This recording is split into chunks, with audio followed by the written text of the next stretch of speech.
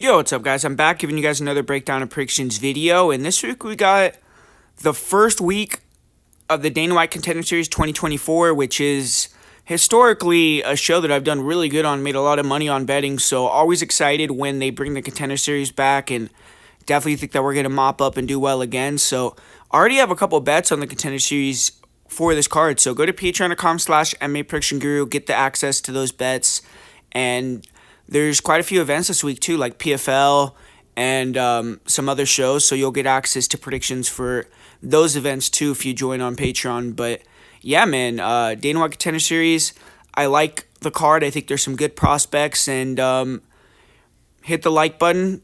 Put some comments down below. Do you agree? Do you disagree with my picks? And let's get into this, man. First fight of the night, Antoine Ho. He's taking on Loner Kavanaugh, and Antoine, he's undefeated. He's 23. He's coming out of the MMA lab, so all that is good. He has good backing, and he's been impressive since his first amateur fight. He was 7-0 as an amateur. He won 4 title fights as an amateur. He beat a fighter named Terrence Saturn, who's a solid pro now, and he hasn't been pro that long, though. Antoine Ho, his first fight was February 2022, and ran off 6 fights since then. All 6 of his fights were the LFA, so he's been fighting in a good promotion and kind of slowly stepping up his competition level. His most recent fight was against Miguel Sanson, and that was definitely the hardest opponent he ever fought. I kind of thought he lost that fight, I'm not going to lie, but they gave him the victory, and it was the best win that he's had to date. And overall, I would say he hasn't fought the same level of competition as Loner Kavanaugh, but none of the fighters that he's faced have been able to figure him out yet. He's undefeated and he's confident coming in here. And Kavanaugh, 25 years old, he's coming out of Great Britain top team. He trains out of England, and he's 6-0 as a pro. He's won 8 fights in a row. He was 2-2-2 as an amateur, so he isn't undefeated, but he hasn't lost in a long time. His first 2 losses were in 2013 and 2015. And so he's been competing for a while, but obviously it's hard to really say much about those losses a long time ago. And he fought some good guys as an amateur too. He fought Mudeem Abubakar, who's 6-1 right now as a pro. He beat him. He had a draw with Nick Bagley, who's 5-1 as a pro in Cage Warriors. And he also fought Jawani Scott, who was one of his losses, who's also 5-1. So he had some good amateur experience, and he has went pro and fought mostly for Cage Warriors. So just like Ho with LFA, he's fighting at a high-level promotion. And I would say both these fighters kind of have similar styles. They're strikers. They like to use their speed, strike from the outside, and then mix in the takedowns. And I think Kavanaugh is going to be bigger and crisper as the striker. I see him throwing more volume and heat. Kavanaugh has been rocked in previous fights, so that's a bit of an issue because he doesn't have good head movement, and Ho does have a nice left hook. But I think that Kavanaugh is going to land often, and he also hits hard. I think his leg kicks are going to be effective. Wrestling-wise, I feel like Kavanaugh has the edge there. And the scramble should be fun. Ho's a good scrambler. I feel like if Ho wins this fight, it's going to be through out-scrambling Kavanaugh more than likely, or just catching him and knocking him out due to the defensive issues that Kavanaugh's had. But I think Loner Kavanaugh is just slightly better everywhere.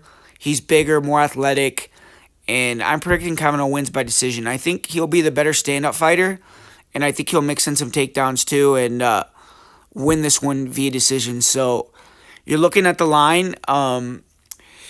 He's a pretty significant favorite, and I kind of feel like there's not a lot of value on him, but I see him getting the victory, and I think this fight will go over more than likely.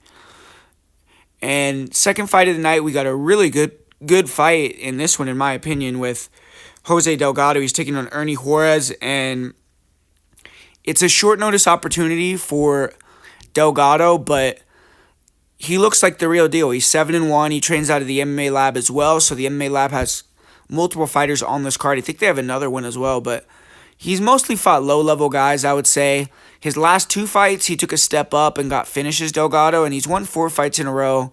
He's 7-1, and his one loss was against a pretty high-level amateur wrestler in Chris McCate. But he is stepping up on short notice here. So we'll see if he is going to be at his 100% optimum, if he's going to make weight, everything like that. But his opponent, Ernie Juarez, is an undefeated fighter from Stockton, California. And he's been training at AKA. You see him have Cain Velasquez in his corner even in some recent fights. And he's been fighting in A1 Combat, which is Uriah Faber's promotion. He's currently the champion there. Had 2 title defenses after winning the belt in 2023, and he's fighting some of the better fighters on the California regional scene. And he has the advantage of being the fighter who had a full camp. He was expecting to fight Icaro Brito, but Brito pulled out, and now he's fighting an MMA Lab prospect. Brito was an MMA Nerds fighter and a big favorite, and now Juarez is the underdog again in this matchup versus Delgado. So people are kind of sleeping on him, but he's 8-0. He's a ton of confidence, and I think he's going to be ready to go.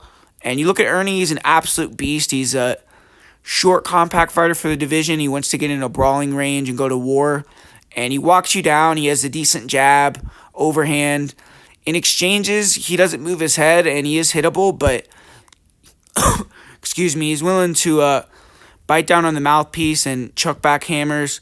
His fight with Cody Vogels was pretty amazing. It was an all-out war, and you could tell Vogels was the better striker, but Juarez, got hit with some straight punches, got rocked, and went into berserker mode, started throwing heavy hooks, eventually landed clean, and dropped Vogels and changed the fight. And besides his punches, Juarez also has hard leg kicks. He's hurt guys with leg kicks. His body kicks were looking nice his last fight. And he's very physical, so if he can get the clinch, he has good control. He can land elbows, land knees. I do feel like Andrew Coyne personally beat Juarez by using his kicks off the back foot, but Juarez's forward pressure in big moments, I think, are a style that is good optically and can win close decisions, but Juarez is a little bit stiff and robotic at times, but he's super powerful. It seems like he's getting a little bit looser and more athletic, and he's durable and high volume, and he also has good takedown defense, and when he wants, he can mix it up. He isn't a wrestler or anything, and the times that I have seen him put on his back, he's kind of struggled, but he's strong, athletic, he can hit some body locks, he can ragdoll guys, and on top, he has decent ground and pound. I feel like in this fight, he's going to want to keep it standing. If Faria takes him down, I think he's going to be in a little bit of trouble. He doesn't really have the best get-ups. He does throw up some submissions, but I feel like he'll get controlled and potentially damaged if he ends up on bottom. So trying to keep it standing or being on top will be optimal for him. And cardio-wise, Juarez is one of those guys that kind of like, he gets second wins, he'll look tired and then come back, and he has good cardio. He fights through fatigue well and pushes a pretty high pace. But his opponent, Jose Delgado, he has that opposite body type. He's long, lanky. He likes to come forward and bring the pressure, but he's more mobile in and out and tries to keep you at his distance, throw feint, switch stances. And he has a good jab, good low kicks, and he'll throw some 1-2s, 1-1-2s. He likes to go to the body. He's pretty technical. He doesn't really move his head either, though, and he has been dropped before. He's tough. He has good cardio, and he recovers quick, but this fight, I think he should try to wrestle early. He's good at timing body locks, and on top, he's solid. He has good top control, good elbows, and I think he could maybe slow Juarez down if he could take him down early, but Chris McCate, he pressured forward, mixed it up. He was able to take down Delgado a lot and kind of broke him. Delgado early on is an extremely good scrambler. He's really good at getting back up to his feet. He's very hard to hold down, but if you could continue to take him down and kind of work through those scrambles and stay on top, he'll eventually kind of give up, it seemed like, from that McCate fight.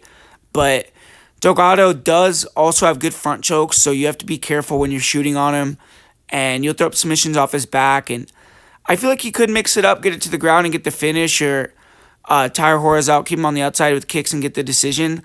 And Delgado also has big power, but I think Ernie Juarez's pressure durability are superior, and I think he should be able to mix it up himself, try to push the pace, because he could break Delgado potentially.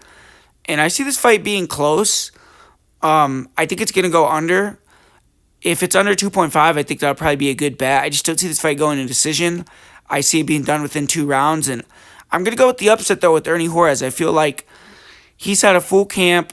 He's one of these guys that's an absolute dog, and I think that he might not be technically on the same level as Delgado, but if he can make him work for the takedowns, defensive takedowns, survive some moments on the mat, get back up to his feet, and keep that pressure on, I think if he can get into that brawling range and land clean and start to hit Delgado a few times, he could sway the tide of the fight and take over. And I just think Juarez is one of these guys that has a lot of heart and can win fights in that manner. So I'm going to go with the upset and go with Juarez via knockout in round 2.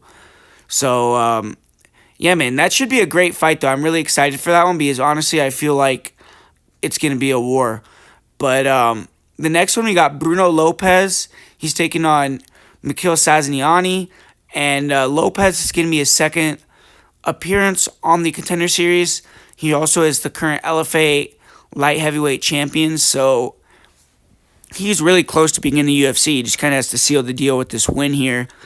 And he's 31 years old, so right in the prime of his career, and he's an entertaining fighter. He's athletic, he's well-rounded, he's a little reckless, but on the feet he has fast hands, he throws nice straight punches, he has a good jab, he has good leg kicks, he pushes the pace, he throws a lot of volume, and he does get hit his fair share.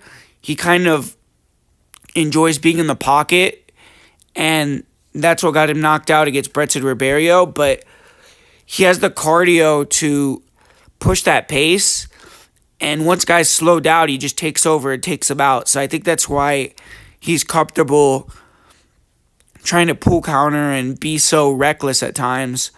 And if he can get on top, I think he has a good chance to get the finish in this fight. On the feet, I think it's a little bit of a coin flip. I think Lopez may be a little more technical with the hands, but Sazniyani has better kicks. He's fast and hits hard. We've seen Lopez KO'd, so I think Lopez needs to try to get on top and end the fight that way. For Sazniyani, he's 28 years old. He's 13-2. He's from Georgia, which is a country that has a lot of pretty good UFC fighters. And he's on a 6-fight win streak.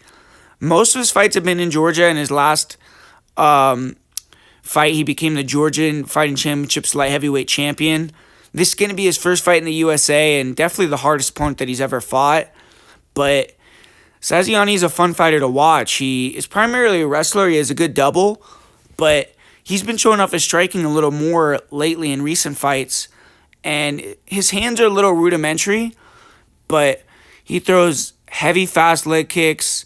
He'll throw some dangerous spin kicks. As far as his hands go, like I said, it's mostly big looping punches. But he has fast hands, and on the inside, he will let his hands go. And when he lands heavy.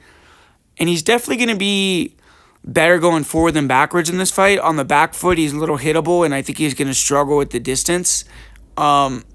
He has to be going forward where he can use his kicks and kind of nullify that 3.5-inch reach disadvantage and boxing disadvantage.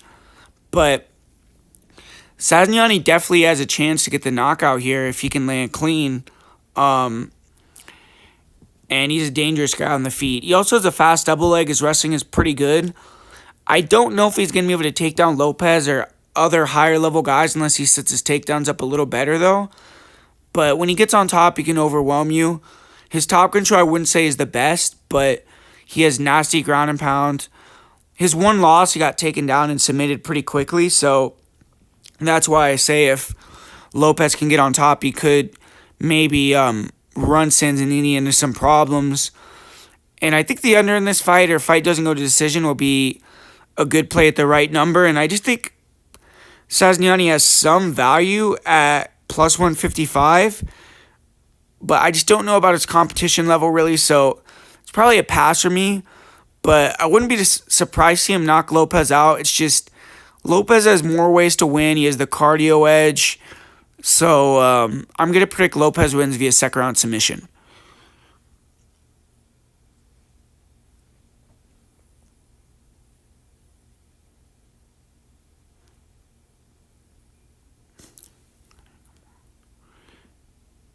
And the next fight we got is Meng Ding taking on Rami Hamed. And Neng Ding, he's the most experienced fighter on this card. Maybe, I don't know about this, but he could be the most experienced fighter in the history of Dana White Contender Series. I mean, the guy has 42 fights, 34-8, and he's still not even 30, so ton of experience for his age. And he's been fighting since 2015. All his fights have been in Asia, and the large majority have been kind of easy wins, but he's got some good names mixed in there, and he's fighting for the first time in 10 months, so he's taken a layoff and gotten ready for this fight. And he's won his last 2 fights. He's in a good position to get a win and earn a contract here.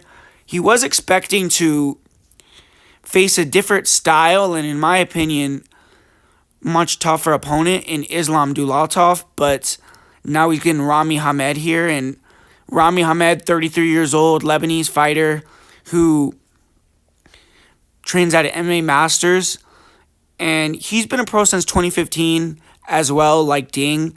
He started out fighting in the Middle East and eventually came over to the U.S., had some fights in Titan, but his last fight was in the Dominican Republic, and so Hamed has fought all over the world, but Hamed hasn't fought since December of 2022, and he hasn't had a tough fight in a long time either. His last couple of fights, he ended quick with leg kicks and was kind of fighting low-level guys. The last time that Hamed has fought a fighter with a winning record was in 2020. And you look at Rami Hamed, he's a striker, primarily a kicker, and he's usually a taller, longer guy in his fights. This fight, he's going to be shorter and have less reach, so that's going to be an issue for him. But he has fast kicks, good leg kicks. He'll throw spin kicks, but he just has no boxing. I mean, his hand speed isn't bad. He'll shoot some blind straight punches out there. But if you can close the gap and get in a boxing range, he holds his hands low and he's just very vulnerable. And as of yet, he has not an opponent that was able to cut the cage off and really do that to him, though, because he does have 9 knockouts and 0 knockout losses.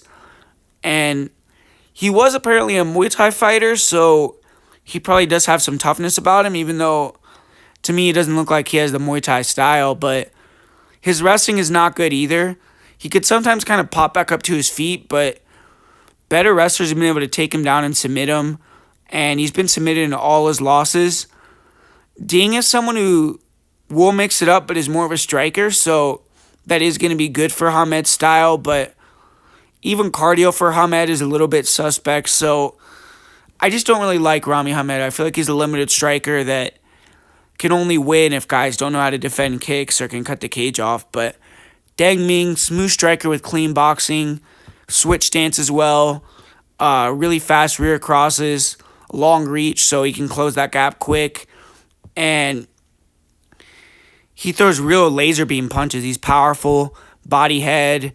He has some recent body punch finishes, and he has really good movement. He's good at pressuring. He can cut the cage off well, fast kicks. I think they would be smart to mix it up here, and I think he'd get it to the ground if he wants to. If he wants to body lock, get the takedown, and maybe even get that submission or ground and pound finish. I just think Ding is the better fighter here. I feel like at the current price, I think they got that incorrect. I mean, Ding is not plus 185, but he's a great bet, man. I think he's going to get this victory. He's had the full camp, and I think he's a better fighter everywhere. And Hamed's coming in here on short notice. He's already a little older at 33 with a long layoff. I feel like this is a good win for Ding here. And finally, though, we got the main event. We got Mansour Abdul Malik, who I've been hearing certain things about this guy, and in terms of, because he's been training in Vegas, and heard that he's just an absolute beast. The guy's been doing really well in the gym, but there's still a lot left to be determined about him, because he is undefeated and 5-0, but all 5 of his opponents he's finished in the first round, and he hasn't fought anybody yet, so this is a huge step up in competition. And Malik does know what it's like to compete against elite competition already. He wrestled at Maryland, but he didn't do well as a college wrestler, and he was wrestling at heavyweight. Now he's down at 185. So obviously, with those skills, his length, the size, he's a problem in MMA. It's just we have to see if he has those intangibles. Is he going to be able to take a punch? Is he going to have the cardio? And that's what we're going to find out. Maybe not in this fight, but pretty soon. I mean, I couldn't find that many of Malik's fights, but he's one of those fighters that even if you've only watched him once, you'll remember him because his athleticism just leaps off the screen. On the feet, he has great offense. He throws blistering straight punches, super fast for light heavyweight. And he's been able to just overwhelm most of his opponents with his speed, with his power. And defensively, he's still developing, at least from what I've seen. In his debut, he did get dropped. And he doesn't really move his head when he's exchanging. He just relies on having that 80-inch reach. He was closing his eyes sometimes, too, when he was throwing. But most fighters don't have the ability to sit in the pocket, stay composed, and throw back at him with heat. And Malik will throw in combination.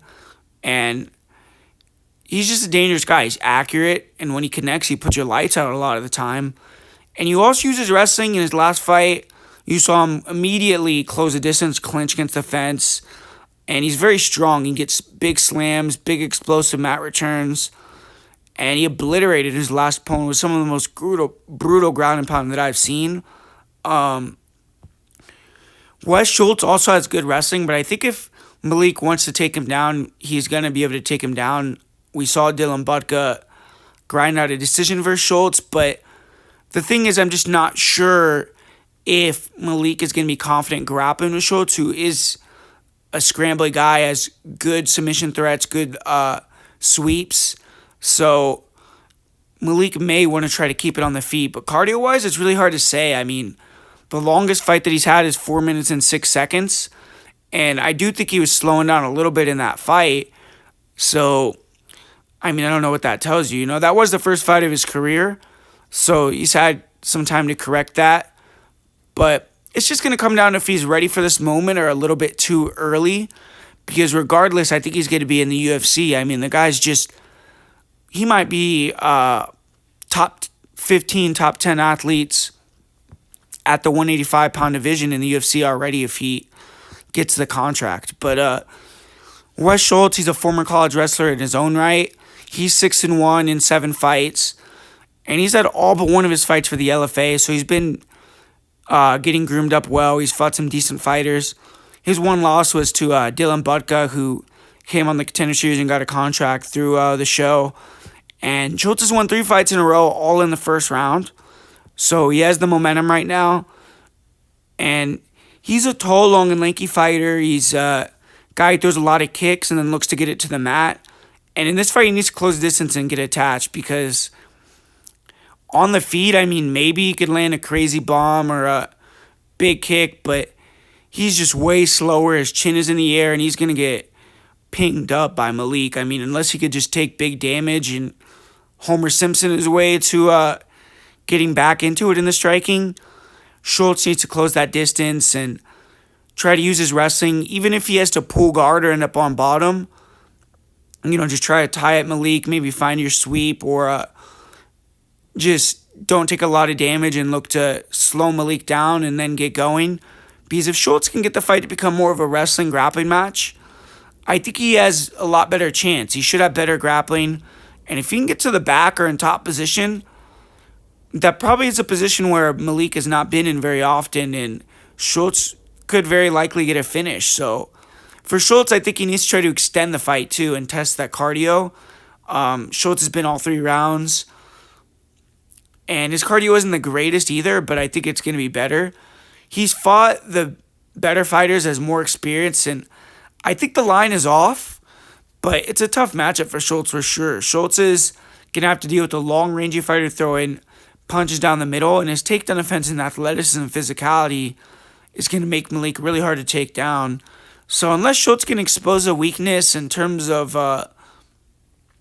complete lack of jiu-jitsu or cardio from Malik, I think it's going to go well for Abdul Malik. If they just brawl, maybe Schultz could land something too, but I think in that scenario, that heavily favors Abdul Malik. And I'm going to predict Abdul Malik wins in the first, but for me, I mean, maybe just look at the under because Schultz does have a lot of experience and he's a huge underdog. So I think there's a little bit of value on Schultz, but me personally, I don't want to bet against a blue chip prospect like Malik that looks like just like an incredible athlete. So there you have it, though, guys. It's full card breakdown predictions for Dana White Contender Series 2024 Week 1. Hopefully you enjoyed it. I'm going to be doing a breakdown for every single Dana White Contender Series card. Make sure to subscribe if you like this video. And stay tuned. I'm going to be doing more prediction videos, different streams. Tomorrow night, I believe at 9 p.m. Eastern Time, 99% sure, hopefully that doesn't change. But we're going to be doing a live stream, Me Fits, DFS by the numbers. We're going to be looking into the next UFC pay-per-view, kind of touching back on the last card a little bit. And yeah, man, so come join us, be in the chat, talk there. And thanks for watching this video, and I'll see you guys soon.